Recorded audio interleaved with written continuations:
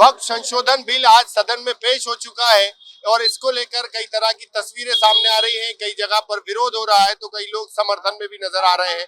भोपाल में कई मुसलमान हमारे साथ में हैं, उन्हीं से बात कर लेते हैं। कई जगह की तस्वीरें आप लोग ने भी देखी होगी, कई मुसलमान इसके पक्ष में नजर आ रहे हैं। आप लोग काली पट्टी बांधकर पहुंचे, क्या बताना चाहते हैं सरकार को? ठीक है, सरकार को हमारा मैसेज साफ है कि यह लोकतांत्रिक असंवैधानिक बिल है, इसको वापस लिया जाना चाहिए। हम इस बिल का विरोध करते हैं।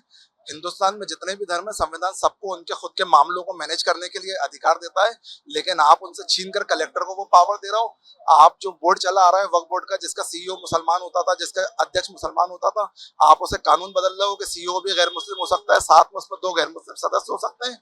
पहले तो आप सबसे बड़ी बात है वक्फ ट्रिब्यूनल को खत्म कर रहे हो, यानी वक्फ की संपत्ति का जो फैसला है वो ट्रिब्यूनल नहीं दे सकता, बल्कि जो अदालत में जाएंगे और एक लंबी प्रक्रिया होगी। तो इस तरह के कई काले प्रावधान इस काले कानून के अंदर है, हम उनका विरोध करते हैं। और जिस तरीके से नोटबंदी फ्लॉप हुई, लॉकडाउन में कई मजदूर मारे गए, किसानों का कृषि कानून वापस देना पड़ा, उसी तरीके से सरकार को यह कानून वापस देना चाहिए। और सुप्रीम कोर्ट में जब ये मामला जाएगा राज्यसभा लोकसभा के बाद, तो हमें उम्मीद है कि वहां पे हमारे साथ न्याय होगा। नहीं, सरकार तो ये बता रही है कि ये जो कानून ला रहे हैं, अभी जो बिल लेकर आए हैं, इससे भ्रष्टाचार खत्म होगा। कई ऐसी संपत्ति हैं जिसके दस्तावेज नहीं है, मालिकाना हक नहीं है, कुछ ऐसी संपत्ति है कि कई लोगों ने उस पर कब्जे कर रखे हैं। तो सरकार इसको जो है मुसलमानों के हक में बता रही है। तो आप जरूरी है कि ये बिल पास कराने के बाद ही आप हमारे हक में खड़े होंगे?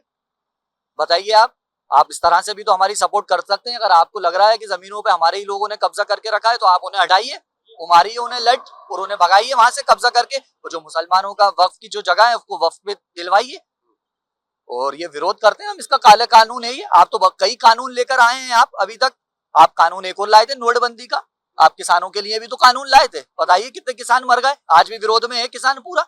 मैं भी एक किसान का बेटा हूँ और अल्हम्दुलिल्लाह मुसलमान भी हूँ। तो मैं जो ये आप बिल हमारे ऊपर थोपना चाह रहे हो जबरदस्ती, मैं इसका विरोध करता हूँ। तो आप लोग क्या चाहते हैं कि सरकार आप लोग से भी चर्चा करे, आपसे राय लेने के बाद हमारे लोगों को बिठाए, हमारे जो बड़े उलेमा है जो उनको बिठाए और उनसे बात करे कि किस तरह से क्या करना है। अगर उन जगहों पर कब्जा किया हुआ है कुछ लोगों ने, तो वो जगहों को हमें वापस दिलवाए जो अल्लाह के नाम पे वक्फ की गई है। कोई हमने कब्जा नहीं किया है जगहों पर, ये सरकार की जगह पे हम मुसलमानों ने कब्जा किया हो। ये तो हमारे बाप दादा अजदाद ने वक्फ किए हैं अल्लाह के नाम पर। और उसका पैसा आता है वो यतीम बच्चों के काम आता है, बेवाओं के काम आता है।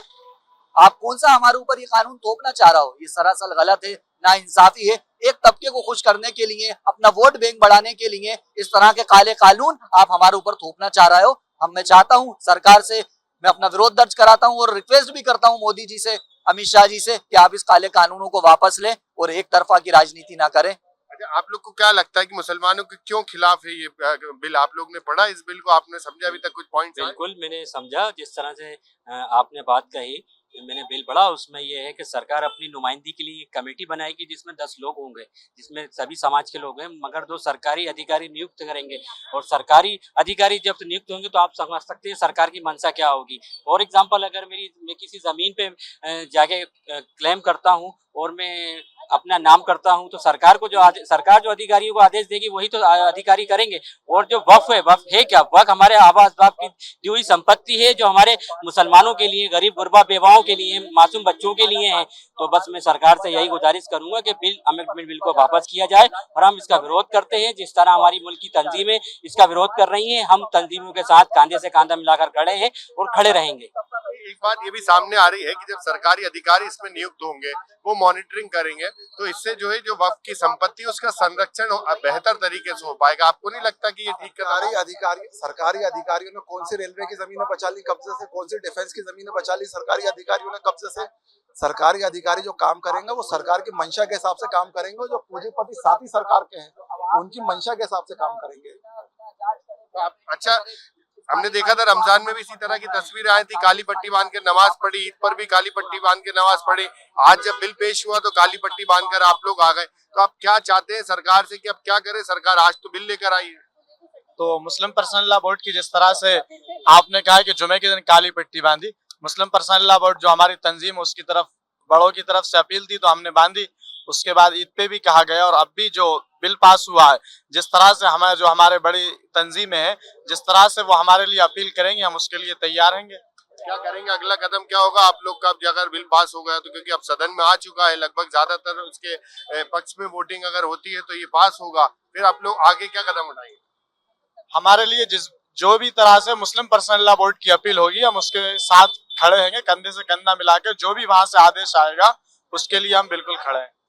इसके अलावा एक तस्वीर राजधानी में देखने को मिली और उसमें बड़ी संख्या में मुस्लिम महिलाएं और पुरुष भी सामने थे और इस बिल का समर्थन करते नजर आए। प्रधानमंत्री नरेंद्र मोदी का आभार व्यक्त किया कि एक बिल बहुत अच्छा है।